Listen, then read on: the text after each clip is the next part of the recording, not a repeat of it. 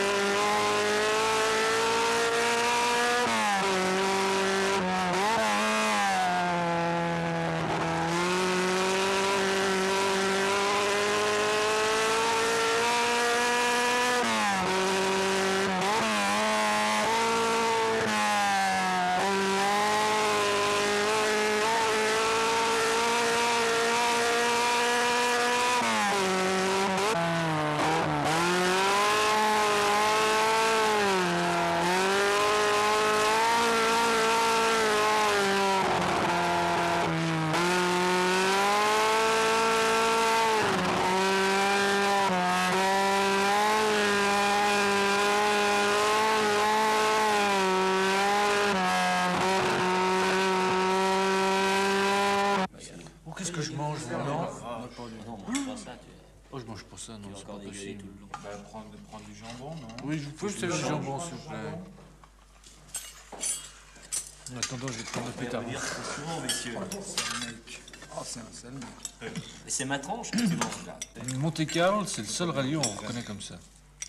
Parce que c'est le rallye le plus important et les types veulent tellement le gagner qu'ils apprennent par cœur les étapes. Alors que dans tous les autres rallyes, tu passes une fois pour prendre des notes, tu repasses une seconde fois pour les vérifier et terminé. Pont-Avenel, je peux t'assurer qu'ils travaillent 4 fois plus que nous. 4 fois plus. Pourquoi tu travailles pas autant que lui? Ah, je peux pas. Moi, je suis saturé.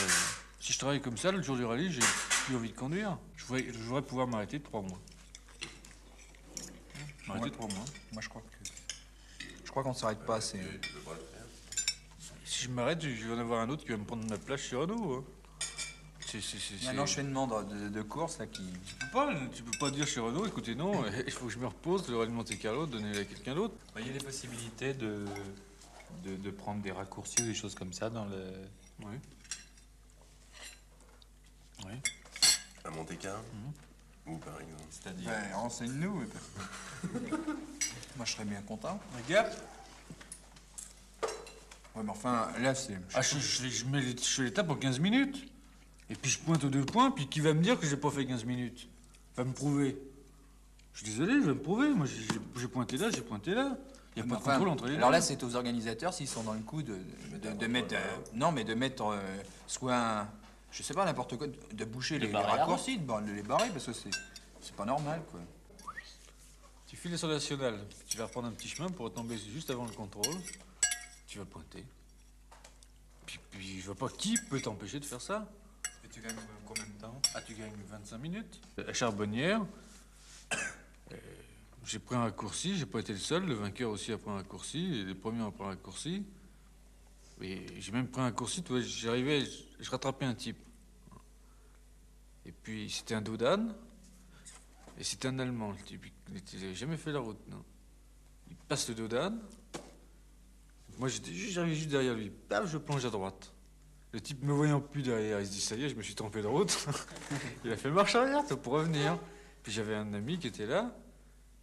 qui me faisait signe que c'était libre, tu vois. Mais qui, à lui a dit non, non, non, c'est bien la route. Il a refait demi-tour, puis il est reparti, tu vois, il n'a plus rien compris.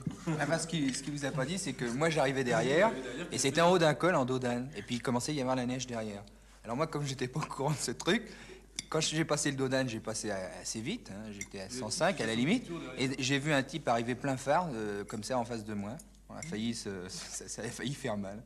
Alors, on était 5 à le prendre. 5. Les 5 premiers, d'ailleurs. Sale mec.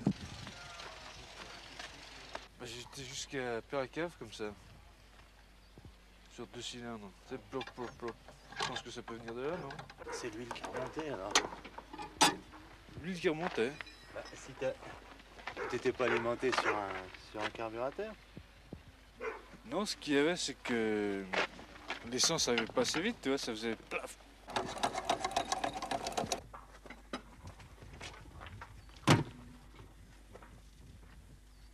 Ah, dis donc,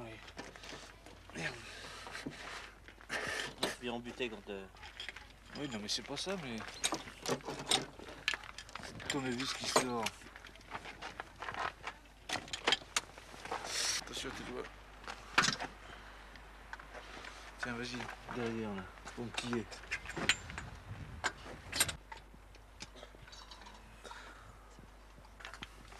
Ah, ça y est, la dynamo a encore foutu le camp. La patte est cassée. c'est vrai?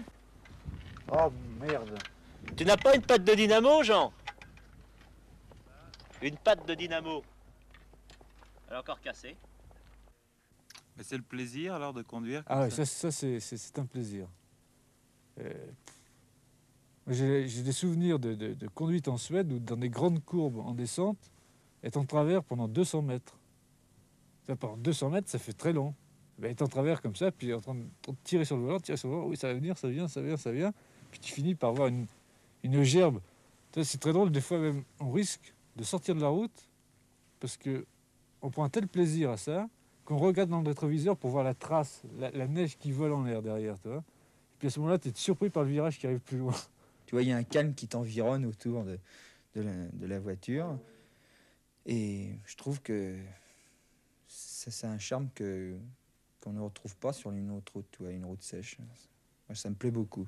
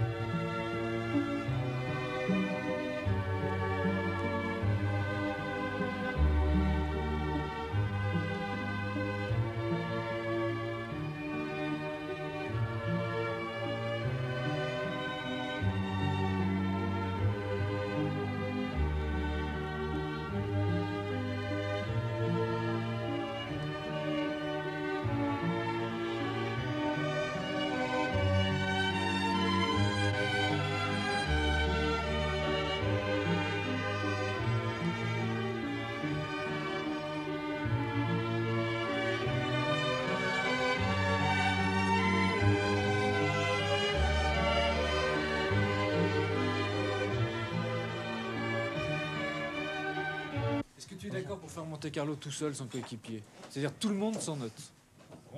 Est-ce que tu es d'accord? Et moi, qu'est-ce que j'ai fait? Tu conduis, tu conduis le camion. Le camion avec le champagne. Quand tu connais par cœur, hein, justement, tu as tes zones de freinage. Et je reconnais là tout seul, en reconnaissant tout seul, quand tu te fais piéger dans un virage, tu l'as ancré pour le restant de toi, vraiment pour longtemps. Hein. Tu t'es fait piéger, et puis quand tu passes dans un endroit où tu peux passer rapide, tu te dis « Oh zut, j'aurais pu passer plus vite. Hein. Et à ce moment-là, le coup d'après, tu penses à passer plus vite. Nous, en Italie, nous avons un autre problème. Les rallyes sont beaucoup moins connus qu'en France. Et c'est-à-dire pour les pilotes italiens, et gagner un rallye quelqu'un, ça veut dire presque rien. Gagner Monte Carlo veut dire en Italie devenir célèbre. Célèbre dans un seul coup. Si t'as pas fait Monte Carlo, t'es pas rien. Si t'as pas fait le Mans, t'es pas un conducteur. En France, c'est ça, toi. Tu fais pas le Mans, tu sais pas conduire. Il faut faire le Mans. Si tu fais pas Monte Carlo, tu fais pas de rallye. C'est pas vrai. Et pour les Italiens, il faut le gagner, moi. C'est pas nécessaire de le faire. Le moulin en trek, ça peut se faire sur le sec. Et j'aime te dire que si ça se fait sur le sec, là, les Lancia, vous prenez une minute, hein, S'il y a le sec. si elle sec. Oui. Et j'ai jamais vu de la neige dans cette étape-là. Et nous prenons une minute. Mais vous Voilà. prenez Voilà, 30 secondes de punch. Mais ça, c'est à voir. Je pense pas. Je pense pas. Pas du tout. Je suis pas d'accord. La Porsche est beaucoup plus large. Il faut la passer. Tu sais, ça passe très fin une Alpine. Hein. On sera pas forcément premier, mais au moins on aura fait des étapes où on marquera le premier. Voilà. Tu vois ce que je veux dire? Oui, oui, oui. On a une voiture avec la possibilité de faire le meilleur temps dans une étape. Porsche est dans le coup parce qu'elle n'a aucun ennui. Tu vois, les types sont sûrs de monter dans la Porsche, de tirer sur la voiture, et puis d'attaquer tout le temps, pas avoir d'ennui. Tu vois. Avec l'Alpine, si tu te mets à attaquer tout le temps, tu es à peu près certain d'avoir des trucs qui vont clocher. Tu vois. Des petits trucs, tu vois, des petits détails de rien, des conneries. Hein. Mais tu es certain d'en avoir. Si on a un peu de chance, je pense qu'on est aussi plus dans le coup qu'une Porsche.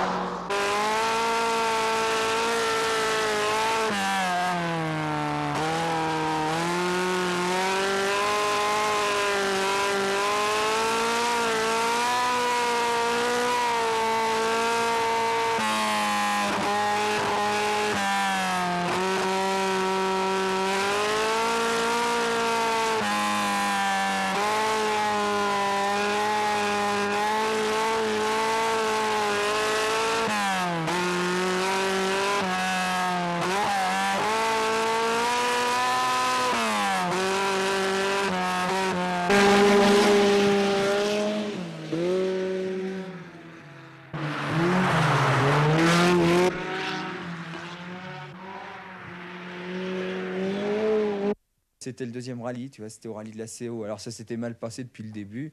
Déjà la première nuit, la nuit précédente au rallye, j'avais pas dormi parce que il y avait des gars qui annonçaient des temps, tu vois, sur des épreuves qu'ils n'avaient jamais réalisées, des temps qui étaient impossibles à faire. Alors moi, je croyais tout ça et j'étais un petit peu démoralisé. Alors j'avais pas dormi de la nuit.